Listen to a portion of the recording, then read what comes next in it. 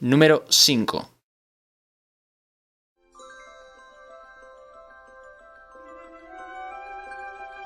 Ariel, la hija del rey del mar, tiene una vida tranquila y aburrida.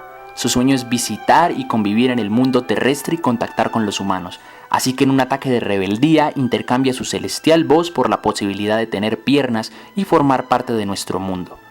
Esa es la premisa de La Sirenita, un producto con el que Disney nos sorprendería en 1989, desencadenando con ello lo que muchos se atreven a llamar la época de Renacimiento o la tercera era dorada de la Casa del Ratón. 30 años tuvieron que transcurrir antes de que a Disney se le ocurriese realizar otra película de princesas. La verdad es que tras materializar en celuloide el arquetipo absoluto de fémina de la realeza con la Bella Durmiente, solo les quedaba recrear la idea desde los cimientos. Y la verdad es que el resultado es digno de aplauso, asombro y brillantez. Ariel se acomoda a un estándar de mujer mucho más aterrizado en la modernidad, lo que no solo la llena de vida, sino que le permite ser increíblemente más proactiva frente a su vida y el conflicto por el que atraviesa. Mientras que en el pasado una princesa expresaba sus deseos y aspiraciones a los cuatro vientos y con ello a la audiencia, pero no hacía más que esperar a que por azares del devenir algún día estos aterrizasen en su residencia, Ariel ni corta ni perezosa sale a buscarlos por su cuenta, y su determinación puede ser tan inexorable que no le importa renunciar a todo para conseguirlos. Sí, vale, que mirándolo desde la distancia se deja ver como una niña caprichosa e inmadura, y tampoco es que niegue que lo sea, pero joder, esa sensación de aventura, esa adolescencia que destila por sus poros, la hace sentir increíblemente empática y real hacia el público. Si hay algo por lo que valga resaltar a Ariel, es por ser tan inquieta. Es por configurarse como una especie de heroína capaz de tomar sus propias decisiones en lugar de esperar indefensa o de plano no hacer absolutamente nada. Eso fue un paso agigantado dentro de Disney y su forma de configurar a sus personajes claves. Además, le abriría la puerta a otros nuevos personajes como Bella, Mulan, Elsa, Mérida, Judy, Moana, entre muchas otras. Ariel es una princesa mística per se. Sus antecesoras eran humanas bendecidas o maldecidas en mayor o menor medida, mientras que esta pelirroja protagonista carga en su caracterización la fantasía. Es una sirena. Y claro, esta característica da pie y condiciona un universo narrativo y visual muy sencillo, pero provocativo hasta la médula. Recuerdo que de pequeño me emocionaba al extremo la idea del entorno subacuático del filme, rodeado tanto de maravillas como de peligros y poblado por unos seres híbridos entre hombres y peces cuyos cuerpos se adaptaban al medio. La animación es bellísima, detallada y muy pulcra. Disney no invertía tanto cuidado y dinero en una producción desde 1959. Adoro cómo animan el agua en sus diferentes formas, cómo trabajan la luz y cómo usan las burbujas, sobre todo porque estas últimas son un elemento clave para diferenciar la tierra firme del mundo marino. La Sirenita tiene el agridulce honor de ser la última película de Disney en utilizar el sistema de la cámara multiplano, ideado desde finales de los 30 por la empresa. Prácticamente se despidió de la técnica del acetato y el pincel para abrir el camino a un entorno digital. La música de Howard Ashman y Alan Menken tiene un componente narrativo que va más allá de simplemente exponer la realidad o sentimiento de un personaje. En realidad ayudan bastante a contrastar la situación dramática de Ariel. Con lo anterior me refiero a que hay una serie de números musicales que abordan bajo diferentes ópticas el tema de pertenecer al mundo de la superficie. El primero es melancólico y platónico, el segundo es festivo y ligado a lo terrenal, y el tercero es terrorífico y oscuro. También están las demás piezas melódicas como Kiss the Girl, que es perfecta a la hora de pintar un clima románticamente estimulante, por no mencionar los tracks instrumentales capaces de retratar el tono místico y emocional que embarga a la cinta. Esta película, al igual que las voces de aquellas criaturas místicas que expone, embeleza de inicio a fin por la puesta en escena tan cuidada de su universo, por la música de porte divino que enmarcan las acciones de los personajes y por una protagonista que, hasta cierto grado, moderniza el arquetipo que desde hacía décadas llevaba construyendo la casa animadora. Además, Ariel desde su propia proactividad propone giros y caminos narrativos dentro de la historia. No cabe duda de que La Sirenita es una de las mejores películas de princesas hechas por Disney. Sobresaliente.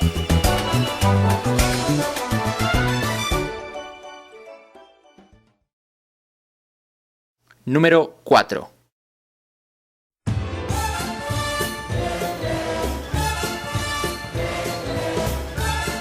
En 1992, El desierto arábigo enmarcó una adaptación muy libre de los tantos relatos de las Mil y Una Noches. Así pues, se nos presenta a Aladín, un joven ladrón que tras un golpe de suerte halla una lámpara mágica. Cuando nuestro protagonista frota este dorado, codiciado y místico artefacto, brota un simpático personaje color añil que cumplirá sus deseos y fantasías, ayudándole entonces a conquistar a la princesa del reino de Agrabah, Jasmine.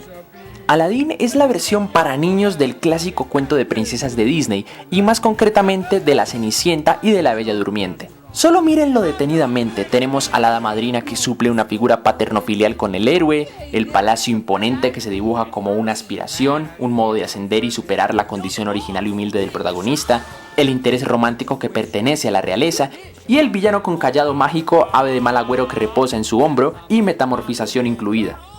El reenfocar la fórmula a un público relativamente distinto conlleva que la obra tenga más elementos bombásticos y de acción, contraponiéndose al tradicional tono azucarado y de ensoñación de los relatos de princesas. Y aunque el elemento emotivo se vea relegado, esto no le resta corazón al trabajo de por sí. Esta es una aventura emocional y apasionante en las dosis perfectas. Los personajes son muy sólidos, con intereses genuinamente definidos, hecho que refuerza dramáticamente una serie de corrientes argumentales y que por supuesto a la hora de la verdad conforman un clímax más que emocionante. El personaje del genio es un despliegue de creatividad y actuación descojonante y brillante. Robin Williams y su inconmensurable energía histriónica concreta un ser que estalla la realidad del filme y termina siendo un elemento periódico y apoteósico de ruptura del cuarto muro. Por no mencionar que tiene la bendición de no ser un comic relief disonante, de encajar orgánicamente al ser justificado por sus cualidades cósmico-fenomenales. La caracterización de Williams se alojó con tal fiereza en el consciente colectivo que actualmente la gente relaciona la figura del genio con deseos con la suya, mas no con otras conceptualizaciones mucho más siniestras. Por otro lado, y ante lo que se podría pensar dada la descripción previa, Aladín no es el relato superficial de un príncipe, y este es un elemento que resalto mucho. Si bien Al en su interior tiene un corazón dorado, una sencillez, honestidad y valía propia de los caballeros clichés, como héroe de la historia logra prevalecer ante los peligros por su astucia en lugar de sus características físicas. De igual manera, la música no deja de ser un elemento excelente e importante de la película, demostrando que los héroes también pueden cantar y eso no les demerita, que este placer no es solo de las féminas con voz inmaculada y celestial. Alan Menken, Tim Rice y Howard Ashman entregan un soundtrack meritorio de cualquier musical de Broadway. De hecho, al igual que las películas de la empresa de la misma época, tiempo después sus melodías pasarían a las tablas. Aladín es de los productos con mayor calidad por parte de la factoría del ratón. Todos sus apartados se lucen en abundancia, son un diamante en bruto. Un trabajo excelente y aunque no lo catalogaría ni por asomo como torcedor y deconstructor de la fórmula clásica, es un replanteo de audiencia sumamente fresco, uno que además está tan inteligentemente construido que toda la familia puede seguir disfrutando. Excelente.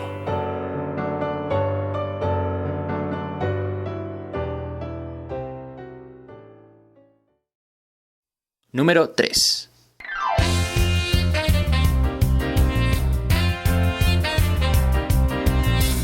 Hércules, de 1997. Olvidémonos de las 12 tareas y tal, aquí nuestro protagonista busca transformarse en un superhéroe que ayude a la sociedad, acto que le permitirá retornar a su casa, es decir, el Olimpo, del que fue apartado en plena infancia. Pero claro, las frías y siniestras manos del malvado dios Hades lucharán por todos los medios posibles para apartarlo del camino y controlar así todo el cosmos. He aquí un cóctel borboteante muy mezclado entre cultura pop y los relatos heroicos griegos, que entrega con cierto grado de descaro una historia jovial y dice adiós a la solemnidad de los mitos, abriendo la puerta al humor y a posibilidades creativas casi inacabables. Con esta película tenemos al final del siglo XX visitando las costas mediterráneas antes de Cristo, y no con el fin de reinventar estas historias y épicas, sino de parodiarlas y hasta satirizarlas tímidamente. Lo más valioso de todo el asunto es que tanta comicidad no impide que se entregue un mensaje bellísimamente trabajado sobre lo que representa ser un héroe verdadero y el peso que conlleva. Y por si quedan dudas, hay bastante acción y emoción en lo que se llega a la meta, que la fuerza del fortachón no está de adorno. El desarrollo de Hércules no es tan complejo y completo como el de Tarzán, pero sí es bastante interesante cuando básicamente es dibujado como si se tratase de un deportista y su carrera. Es más, el hecho de que se atreva a tocar el tema de la vacuidad dentro de la fama es un puntazo. Si hablamos del repertorio de personajes, Hades es uno de mis villanos favoritos jamás creados por Disney. El dios de la muerte es manipulador, cínico y pérfido. Pero no solo eso, el hecho de que intente controlar su ira, pero esta termine desbordándose en todo momento, le impregna de un rasgo jocoso muy bien definido y explotado, literalmente. Por lo general, los antagonistas de la empresa suelen tener mucho autocontrol de sus acciones y emociones, y cuando estallan es porque han llegado al límite. Hades siempre está al filo de la impaciencia y va a la deriva de sus emociones iracundas. El personaje de Meg es... ¡wow! Su concepción como fin fatal es seductora a más no poder y su trasfondo dramático es depresivamente entrañable. La relación que termina forjando con Hércules es bastante tierna, sobre todo por los efectos que uno desemboca en el otro. Él le entrega la autenticidad que ella nunca encontró y ella da esa compañía que él siempre necesitó. La música, por supuesto, es imprescindible para sentar el tono. El estar amparado bajo el género del gospel le recarga de una alegría y una energía magnética. El diseño de personajes es muy curioso, ya que su complexión se basa en las urnas de cerámica tan populares de la región y la época. Este es un hecho que implícitamente hace recordar al espectador el universo pintoresco donde se sitúa la película. La mezcla entre animación tradicional y 3D puede chocar, no se siente una fluidez entre ambas, veas el caso de la pelea con la Hidra. Y que no se me olvide, este trabajo posee muchos errores de script entre plano y plano, lo que denota descuido por parte de la dirección. Vale, sí, Hércules se pasa por la entrepierna del coloso de Rodas toda la mitología griega de la que se basa, y puedo entender que eso indisponga más de un espectador. No obstante, la mezcla que termina entregando, el tratamiento que da a este universo en mezcolanza es muy divertido y desbordante de inventiva. Cada nuevo fotograma lo atestigua de las formas más insospechadas.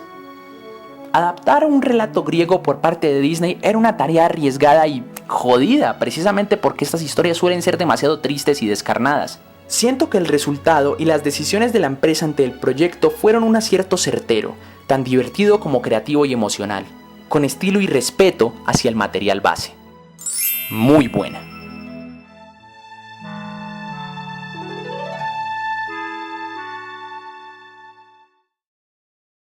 Número 2.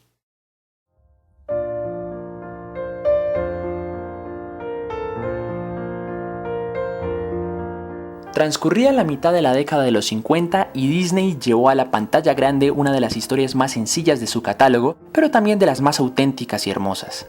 La Dama y el Vagabundo básicamente narra el amorío entre Reina, una perrita fina de familia clase media, y Golfo, un Casanova y pícaro can mestizo que vive en las calles. Esta película celebra la naturaleza de los perros y esto lo hace retratándolos desde una mirada casi documentalista, dejándoles ser en pantalla, mostrando su diario vivir, su relación con el mundo y la forma de entender a aquellos que llaman amos. El anterior recorrido nunca se aparta del punto de vista de los animales, por eso la cámara se sitúa a su altura e ignora generalmente los rostros de todos los humanos, avasallándolos a un segundo plano. La frase de Trusty no podría encerrar mejor esta filosofía de la cinta. El mejor amigo del perro es el hombre. Narrar una historia bajo esta percepción y bajo estos protagonistas solo puede generar espontaneidad por parte de los actantes en cada nueva secuencia, plasmando irrebatiblemente características de estos peludos cuadrúpedos como su nobleza, su candidez e ingenuidad, su dulzura, su fascinante autodominio y claro, quizás su valor más significativo, su honestidad a la hora de querer y entregarse a alguien más. Solo hay que ver la escena del espagueti a la luz de las velas para comprobarlo, una serie de fotogramas que exudan un romance y una ternura increíblemente auténtica. No es en vano que estas imágenes quedasen grabadas como algo icónico sobre los anales del cine o la cultura pop, siendo parodiada, replicada y autorreferenciada hasta el cansancio. Que el trabajo resulte tan orgánico no es tampoco cuestión del azar, porque parte de un proceso exhaustivo de observación de los animadores para entender a estos animales por completo. Hay una mirada cariñosa tras todo este artificio. El mismo Walt imprime una dedicatoria tras las tarjetas de créditos y además existe una precisión y una delicadeza en el movimiento de estos seres que hasta los ademanes más sutiles son apreciados.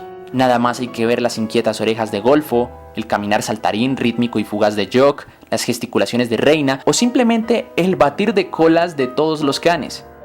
Hey, que toda la atención no solo va a parar a los peludos ladradores, Los fondos configuran una puesta en escena que devora al espectador gracias a su tamaño. Recordemos que esta fue la primera película animada en utilizar el CinemaScope como medida de pantalla. A pesar de la notoria sencillez de la historia, el guión no ha sido descuidado en absoluto. Es más, se vale aclarar que ni siquiera roza lo cliché, a pesar de basar su premisa en el romance entre clases sociales diferentes. Lo que más vale resaltar de este apartado es que con mucha armonía y delicadeza es capaz de introducir elementos de amplia y crucial relevancia para el desarrollo de la trama.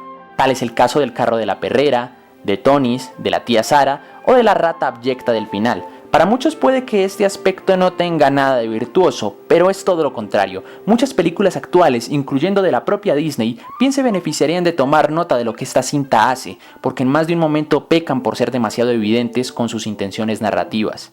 La Dama y el Vagabundo es una muestra de amor verdadero. Es un homenaje a esos simpáticos seres que muchos tienen en sus casas, los perros. Es una película preciosa y emocional que sería un ejemplo para todas esas otras películas protagonizadas por caninos o felinos dentro de la casa animadora. Excelente.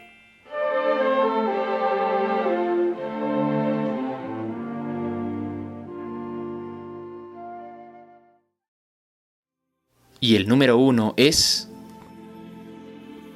el sol crepuscular en el horizonte. Hermosos paisajes de la sabana africana.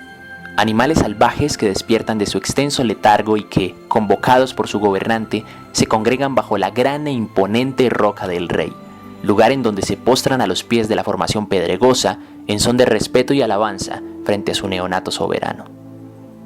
Llegamos al puesto número 1 del conteo con la descripción de una de las secuencias más gloriosas, representativas y memorables que jamás se han podido concebir en la historia del séptimo arte, y que pertenece al Rey León, filme de 1994.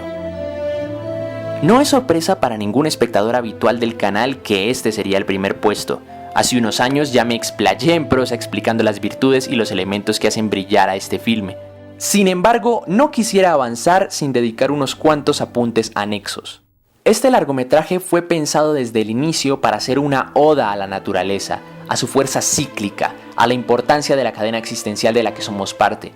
En general, podría decir que los temas que trata suelen ser tan complejos que siento que por momentos me sobrepasan y que impregnan a sus personajes de una profundidad insospechada. Véase, por ejemplo, la crisis de identidad y de culpa con la que Simba se ve mortificado. Mirándole como un todo, The Lion King es mi película favorita de Disney porque su música me embelece y me transporta a las tierras indómitas del África, porque su animación destila elegancia y majestuosidad, porque sus personajes son divertidísimos y porque su historia no solo es un viaje a través de la risa, el aprendizaje, la reflexión, el asombro, el amor y la tristeza, sino porque sus diálogos son solemnes, hermosos, fascinantes y sorprendentemente escritos. Nunca me canso de verla, siempre es como toparme con ella por vez primera.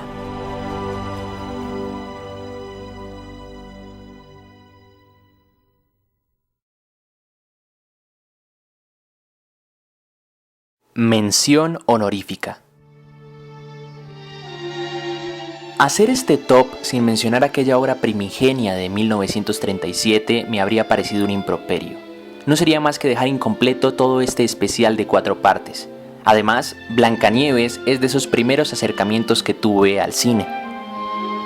El largometraje no solamente es un logro tecnológico descomunal para la época, recordemos que fue la primera película animada realizada a full color, sino que muy a su manera fue capaz de establecer un patrón narrativo, una forma de abordar el relato que con el tiempo se transformaría en pauta para la empresa, tanto así que hoy en día todavía vemos eco de él. Básicamente, este producto fue el primer escalón dentro de lo que sería un legado que está cerca de cumplir sus 80 años. Este es un viaje que capta la atención de grandes y chicos a través de la naturaleza emocional que se proyecta de inicio a fin, sentimientos llevados al extremo, sin filtro o contención, en su concepción más natural y legítima. Blancanieves podrá obedecer quizá demasiado a algunas convenciones de la época en la que el filme fue realizado, lo que deja entrever cierto machismo implícito, mas no se puede debatir que como protagonista emana una esencia virginal impoluta que enamora. Ni qué decir de su relación con los enanos, que libre de todo rasgo pícaro o de doble sentido, se expone como un vínculo maternal bellísimo. El príncipe no podría presentar más ternura en el amor que siente hacia su doncella, y la reina malvada es odio y envidia al rojo vivo ante su hijastra. libres de un enfrentamiento directo entre el bien y el mal, como podríamos verlo en trabajos póstumos como La Bella Durmiente, que ya abrazarían del todo lo arquetipal. Aquí la trama y sus situaciones son causa-efecto de los sentimientos previamente manifestados y de su cristalinidad a la hora de ser presentados. Cuando hablo de la pauta que Blancanieves y los 7 enanos terminaría por instaurar, me refiero a cómo la Casa del Ratón abrazaría este concepto de pureza emocional y lo llevaría a los extremos que considerará convenientes, desde niveles aún más altos de idealización hasta otros que no temen presentar a personajes más opacos y de un trato emocional más delicado, al menos hasta cierto punto, porque recordemos que la empresa siempre tiende a contenerse en lo que presenta y a ser bastante políticamente correcta. He aquí un proyecto que solo merece admiración, que es un hito histórico y al que le debemos la existencia de todas las demás piezas de este conteo. Sin embargo, esta es solo una mención, y ya habrá tiempo para que hable más a profundidad de ella. Hemos llegado al final de otro especial. La verdad es que me siento muy a gusto con el resultado final, sobre todo porque la realización de cada parte no llegó a dilatarse tan abrupta y ridículamente como sí sucedió con otros temas previamente tratados en el canal. Disney es de esos capítulos extensos de la cinematografía que me apasionan hasta los huesos. Esas casi 8 décadas que carga consigo no son gratis. El existir durante tantos lustros y generaciones le ha permitido evolucionar paulatinamente en prácticamente todos sus apartados. Se pueden hacer estudios y análisis profundos de su forma de contar las historias, plantear personajes, de su uso de la animación como medio expresivo, o el de la música como un elemento que va más a fondo de lo extradigético, entre muchos otros ramos. Disney es un universo complejo y rico al que más temprano que tarde terminaré retornando, que la ciencia tras la magia y el porqué de su encanto no se van a dilucidar solos. Gracias por ver y hasta la próxima.